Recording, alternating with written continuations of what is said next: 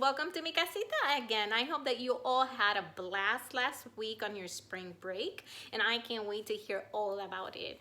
I know that we couldn't go places, we had to stay home, but there's a lot of things that I'm pretty sure that using your creativity, you guys were able to do at home. So I can't wait for you to tell me about all those adventures that you had last week.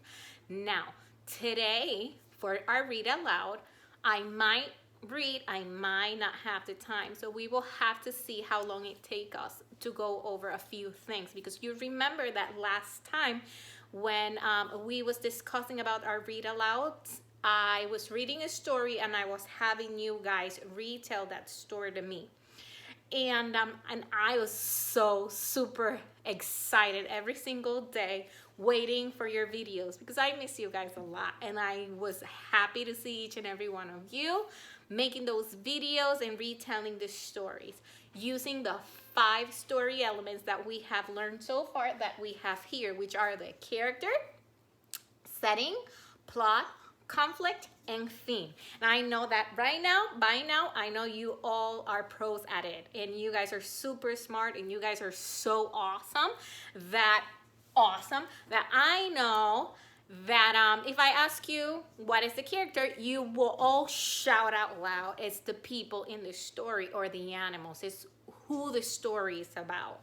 Now, if I ask you about the setting, I know that you will tell me as well, it's the place, it's where the story takes place, or when the story happened. So I know that you guys know that. About the plot is beginning, middle, and end. It's what's happening in this story. So the plot has a lot of elements in it. And that's where we're going to be focusing a little bit more, because when we are retelling, we need to combine everything all together.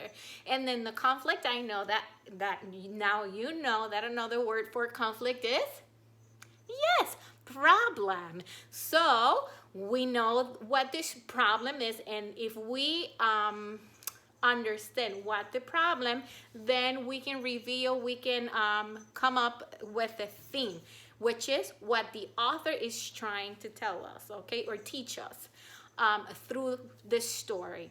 But now I know that you guys know those very well, and because of it, now we want to expand it, because remember, like I'm always telling you in class, we're gonna build upon our own knowledge. We want to grow. We want to be super duper extra smart. So we just don't want to stay there. We want to know more. And because of it, today I have 5 points in here as well that can help us when retelling this story. There's 5 things that are going to help us understand or be aware when we are retelling this story using those 5 elements that we already know. But how am I going to put them into place? How am I going to connect them for my retell to sound accurate and sound right? So what I want to tell you first is that when you're retelling a story, what you're doing is that you're telling the story again. It is not just saying the story in your own words, which is what I've been asking you to do. I want you to tell me the story in your own words, but not just that. I'm going to tell it again. So that means that I have to go by parts. I'm going to try to use some of the author words. Like, for example, in the story where the wild things are that you guys were retelling, something that you could have said, and I know that some of you did say it, was, I'm going to eat you up, when he shouted to his mama. Or later on in the story, when he was traveling to where the wild things are, that the monsters said to him, or the wild things said to him, I'm going to eat you up, I love you so. Those words are the words, the actual words from the author, but that we can take them because we're retelling the story. Those are important events, important things that are happening in our story. So we need to add as many details as possible. We don't want to just stay briefly on it. We want to know what happened in the story. All those little details that we can remember, we're gonna say them. But how we're gonna say them, and that's where I want to take you guys, because we're gonna be using only details from the text. I'm not gonna just say something that I think that it's happening in a different story. I'm going to use things that are happening or details that are only from the text, okay? So it's not whatever I want to say, but what the text is saying. Then, and the last thing is tell events in the correct order. And I know that there was a few groups, like for example, if I'm not mistaken, the bunnies, and which other group was it? And the foxes. I know that with the bunnies and the foxes, I did went over sequence of events during our reading intervention groups. So what I want to do, and now I'm going to do it as a whole, you're all going to be a part of it. So what when we are retelling, it's very important for us to tell the events in order. Why?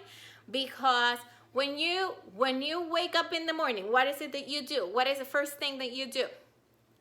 Right? You open up your eyes, then you go to the bathroom, then you either brush your teeth or use the bathroom, take a shower, right? Then you go out and have breakfast. So there is a time for everything. And in a story, that is very important for us to understand that sequence as well, right? It is not that it's raining. Let's say that it's raining outside. I have an umbrella, I keep it on my side, and I just go out. No, right? If I notice that it's raining outside, I'm going to open up my umbrella, then I will be covering myself and walk out because I don't want to get rain on me. So there is a process. There is the sequence of things that have to happen in order for us to achieve our goal. So when we are retelling a story, that's exactly what happens. We want to use as many details as possible, using just those details from the text, but we want to tell them in the correct order. And that's why when we use when we are talking about the plot, I should say, that I've been telling you what happened in the beginning, in the middle, and then the end. What we're gonna do, we use some words that are known as transitional words, and those words are going to help us retell this story. How are they gonna help us with like that ordering when we are retelling? Because for example, when you are describing the beginning of the story, you might start saying in the beginning of the story. So in the beginning is a phrase or a transitional phrase actually, but I can say first, and first is the transitional words because it's describing when in the story it happened. Then I start adding some of those details, and when I get into the middle, I can say, or I can start saying some words such as then, after, also. Those are some words that we use as a connection. That's why they're called transitional words, because they transition from one thing to the other, okay? So what I want you guys to do today, and before I finish telling you this, though, I forgot about the last part. So then once you have gone in through the middle using those transitional words such as also, after that, then, in the middle, and all that stuff, then I can go and just to resume, or at the end, some of those words that we can use, and lastly, those are some of the words that we can use. And I will be sending you guys a list of those words. Why? Because I want you all to start using them, becoming familiarized with it. Now, I know that you guys just finished spring break, right? And I have not seen you, and I don't know what you guys did, and you know that I love you guys so much. I need to know, how was your time? How are you guys doing? And I was thinking then to link it to what we are discussing. Why don't you make a video of yourself? And what I want you to do is use a sequencing, okay? A sequence of events of what you did on one day, on your favorite day of last week of your spring break. Pick that one day and describe it to me. We're gonna use as many details. That's when we describe, that's what we're doing. We're providing details. So what I want you to do is tell me, first I did this, then I did that, also I did this, and lastly, I did this other thing. So if you have any questions, please feel free to ask me. I'm on the other side of your computer. I can't wait to help you out. And the reason why we're doing this again is because we need to have an order and understand that events happen specifically in an order. Like for example, I cannot say, I went to sleep. First I went to sleep and then I was taking a shower and then I was eating breakfast. Because there's no connection in between, okay? So I need to start making sense when I am telling a story. When I am talking about something, it is very important. It is crucial for us to keep that sequence going. So what I want you guys to do though, again, just in case if you did not understand, you're gonna make a video of yourself. In all that I want you to do, pick one day of last week's spring break, one day that you really, really, really, really liked a lot, and then I want you to describe it to me. I want you to tell me what happened first, what happened then, and also what did you do, and then lastly, this is what I did, you should say.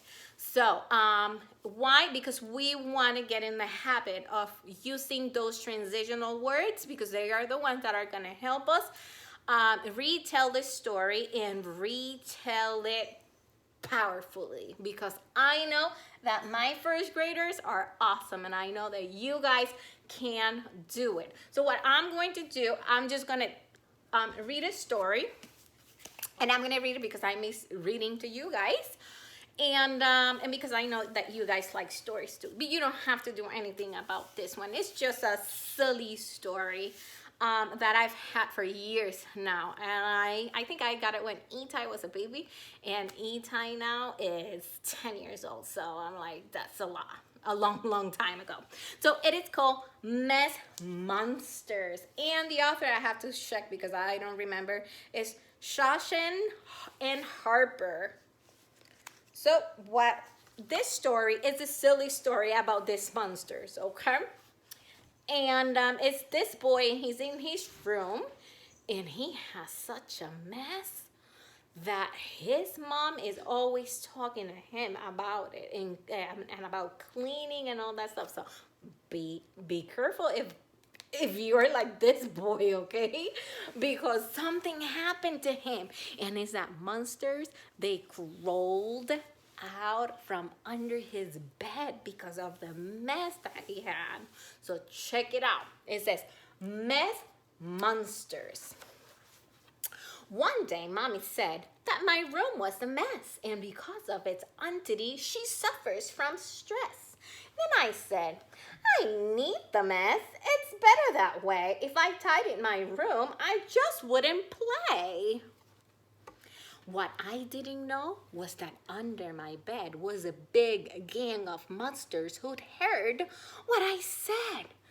A claw, then a paw, then a horrible sight as masses of monsters crawled into the light. Uh-oh. These terrible monsters made terrible noise as they crashed and they smashed up all of my toys. They broke all my games, and before I was ready, they jumped on my cars and Clover, poor Teddy. They leapt on my bed and they shoot all the sheets, then squashed all my clothes with their big, smelly feet. Ew. They banged down their tails so the whole bedroom shook. They then stomped on my cushions and ate all my books. Oh my goodness, they are destroying his room. It was a mess already. I don't want to imagine what his room is looking like now. So enough was enough. So I shouted, "Hey, stop! They're my things you're breaking. I want you to stop." "I'll clean and I'll tidy. I'll sweep up all day if that's what is needed to send you away. You'll go if it's clean. You don't like it that way. You only like mess." That's what Mommy would say. The terrible monsters frowned at each other. They knew that they lose in a fight with my mother. They panicked and ran when they heard what I said, back to the mess at the end of my bed. Now I tidy my room, every nook, every crack. I want to make sure that they never come back. Take a look. They are down there and they're waiting to see a mess so that they can grow back out. Do you think that he's gonna leave a mess after that experience? No, I don't think so either. So don't forget, make your video and send it to me. I miss you guys so much, and I really hope that you're all doing excellent. Bye.